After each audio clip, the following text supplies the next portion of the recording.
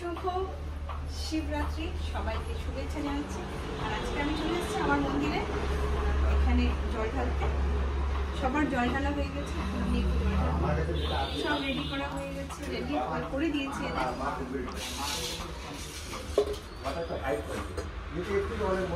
এখানে এনেছি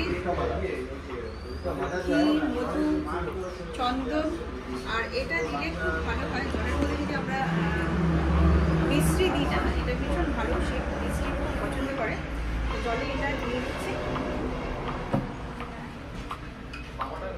আর রইল দই, আর রইল দুধ। এখানে দুধ নিয়ে এসেছি, যেটা হচ্ছে গঙ্গা জল মিশানো আছে।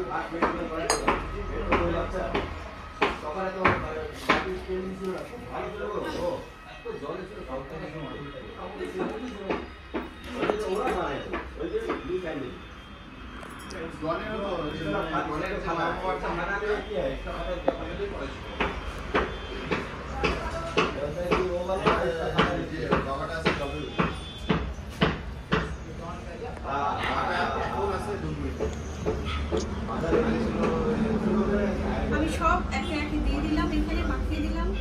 হ্যাঁ দেখো, এরপরে দিব আমি দই।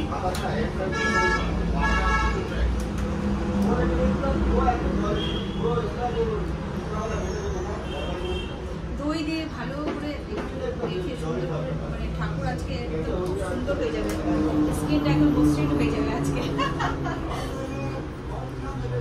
তারপরে আমি দিলাম গঙ্গা জল।